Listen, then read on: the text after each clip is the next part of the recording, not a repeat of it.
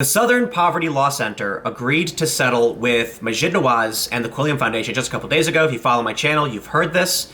What's really remarkable about this case is that it was a multi-million-dollar settlement that was never even a lawsuit. It was essentially a demand letter. So a lot of people have been questioning why the SPLC would pay out so much money, apologize, issue a video apology to an organization that never actually even sued them in the first place. It seems like after this, people smelled blood in the water, because now we're hearing that 60 more organizations are aiming to sue the Southern Poverty Law Center. I had to wonder why exactly they would cave so quickly and for so much money.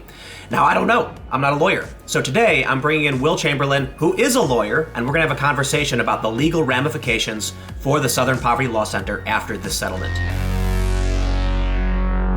Before we get started, make sure you head over to patreon.com/Timcast and become a patron to help support my work. I really do rely on all of you who give through Patreon to allow me to keep doing this. YouTube is demonetizing videos left and right, so if you really like what I do, please consider joining today. First, let's look at this story from the Independent Journalism Review.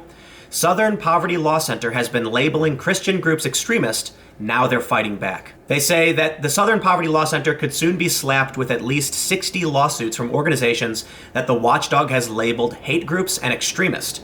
Matt Staver, chairman of the Conservative Liberty Council, said in a statement to PJ Media that he believes a number of organizations are considering legal action against the SPLC. There are probably about 60 organizations that we're talking to. That's at least 60, Staver explained. The allegations that were at issue here were very similar to the allegations against the other groups, Staver continued. The Southern Poverty Law Center promotes false propaganda, demonizes and labels groups they disagree with, and that labeling has economic as well as physical consequences. So basically, the Southern Poverty Law Center wasn't even sued, and they just gave several $1 million to Maajid Nawaz and the Quilliam Foundation. And honestly, I have no idea why, but I think, Will, you might have an idea. So first, let me just ask you, why do you think it took 2 years, but why do you think they're giving all this money away and they weren't even sued? The SPLC is a potential repeat player when it comes to defamation litigation. As you saw, there's articles about 60 different potential groups suing the SPLC for defamation on the basis of being added to one of their lists as an extremist. Because of that, the SPLC is in a position where if it loses one case badly and some bad law comes out of a judicial decision, that could impact a whole slew of different cases. So my suspicion is that the SPLC thought that the case, Maajid Nawaz's case, was really strong, that he has a really good case, and that the facts are particularly good for him, that the optics of the case, where a Muslim is somebody that they have critiqued as an anti-Muslim extremist, that's a bad case for them. And so there's a sensitive legal question at issue, which is whether or not what the SPL is doing is actually defamatory, is actually actionable, because statements of opinion, pure statements of opinion, are not actionable in defamation. It has to be proven false. In this case, the SPLC called Maajid Nawaz an anti-Muslim extremist. That's really close. It's on the line. You could argue that that's just an opinion. That's an opinion about his bigotry, or supposed bigotry. In this case, I obviously think it's clear that it's a ridiculous accusation. But you could also make an argument, and I think Maajid's lawyers certainly would, that it implies certain underlying facts about Maajid's own beliefs. If that went to a judge, the judge, given how obscene this statement was that the SPLC made, might rule in favor of Maajid, and in the course of doing so, create law that is very unfavorable to the SPLC in terms of the lists that it's putting out. So I want to go to this story from Popet real quick, though, because it says, the Southern Poverty Law Center surrenders unconditionally to Maajid Nawaz. We should be concerned. And basically what they say is, what the Southern Poverty Law Center said in their article was an opinion, not a statement of fact. And not just that, they backed up their opinion with numerous sources. So they could be wrong in their interpretation of what they're looking at, but it sounds like opinion. They talked about how Maajid Nawaz advocated a policy that would ban the wearing of veils in some public places, and that he provided a list to British law enforcement of Islamic organizations. So basically, the Popet article is saying, look, this is an opinion, and we shouldn't be happy that they've surrendered in this way, because opinion needs to be protected under the First Amendment. So I guess, what would you say to that? we should be suspicious about this argument because Popat has not been paid to do legal work on this case, and I'm certain the SPLC has paid lawyers to do legal research and examine it. And if they thought that their statement was so rock solid as an opinion, there's no reason they wouldn't have tried to said, go ahead, file your lawsuit, we'll just get it dismissed. This is obviously opinion, and it'll get thrown out at the first instance before you get any discovery, before anything else happens. I think that, because again, it's not, we should be afraid if there's actual case law, because case law has precedent.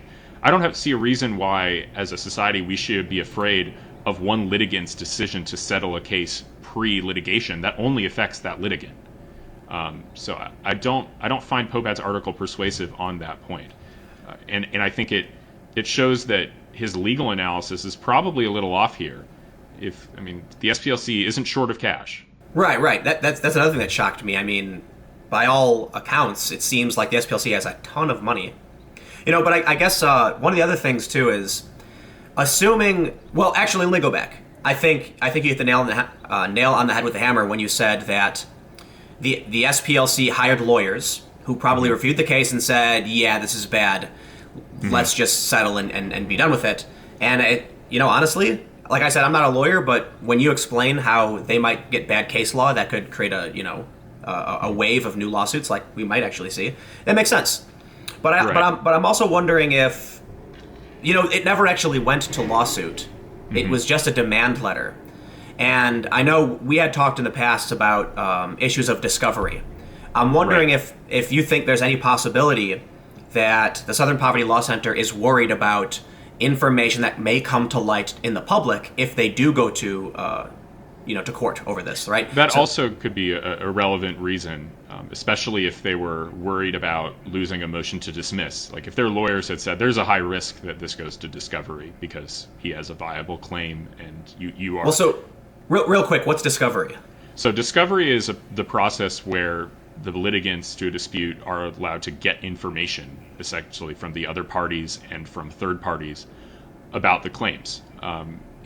So what could that be? Could that be like emails, private messages, letters? Everything. Emails, recorded phone calls, documents, everything. Depositions, right? Interviews of various agents of the SPLC and others under oath, where they're forced to tell the truth or under penalty of perjury. And the scope of discovery in America is extremely broad. It's not just that your questions or your requests have to be targeted, have to actually get evidence. They just have to be, I forget the exact phrase, it's leaving me now, but reasonably designed to actually get evidence, essentially, right.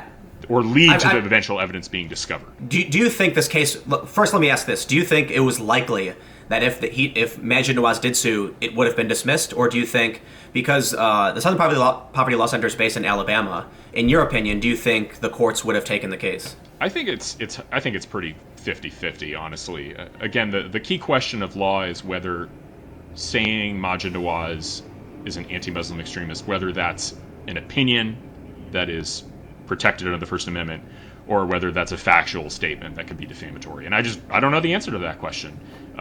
It seems like it could go either way. I don't think it's closed and shut.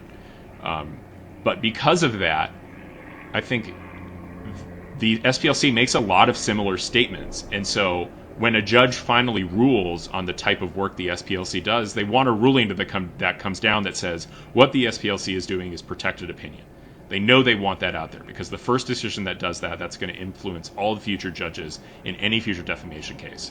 And it's a core part of their business model is being able to tell their leftist donors that this person is an evil Nazi. So they don't want that to suddenly them to be excluded from doing that. We have this article saying that essentially these other organizations, they smell blood in the water. They see the SPLC as weak. They've just paid millions of dollars over a demand letter, and now we can sue.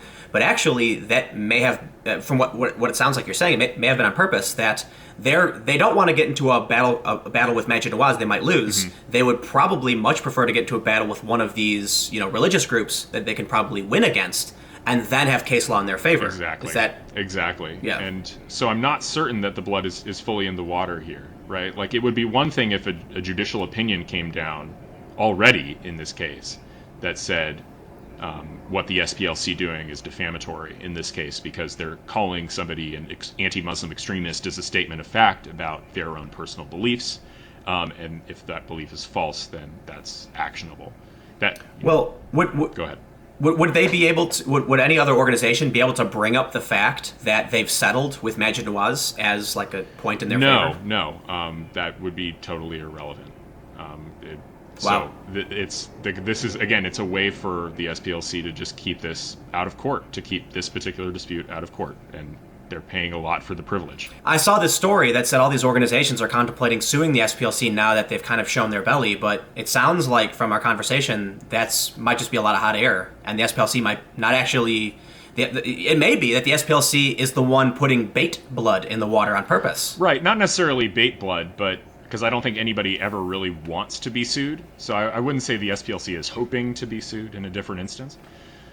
But I think they're just being strategic about what case they actually want, what cases they want to litigate and what cases they want to settle. And that they looked at this one and said, this is just a bad case to litigate. If we litigate this case, we risk a very bad ruling denying our motion to dismiss that would impact things in other cases. I've got to just go back to then it's sort of, I mean, that's what your opinion on the matter, but isn't it still kind of a mystery as to why they'd pay out so much and back away? Yeah. Is it that Maajid just has too much, force behind him? I think or something? This is the kind of number that was necessary to get Maajid to not want to sue. Because from his perspective, wow, like, why wouldn't he want to sue? He's got lawyers. He's got a good case. He's a public figure that benefits from this news being in the media on a regular basis. Like, in terms of like if who's benefiting from the litigation continuing and there being continuing press releases about it, Maajid is the one who benefits. The SPLC loses. There you go. So maybe it is actually just that simple. Maajid was getting press from it. It was bad for the credibility of the SPLC, and then they had the courts to consider, so they paid it out. Like, this is take the L, move on, and that's what the L costs in this case. Well, thanks for the conversation. Thanks for explaining it. And I think it feels like everybody should be a little bit more reasonable on this kind of stuff. And maybe it's not as bad for the SPLC as most people think. But right. I guess we can sort of leave it there as my memory card's about to fill up. So, everybody watching, thanks for hanging out. Will, do you want to mention your Twitter real quick? Yeah, I'm Will Chamberlain on Twitter and Periscope. Thanks so much for watching. You can follow me on Twitter at Timcast. Stay tuned. New videos every day at 4 p.m. And I will see you all tomorrow.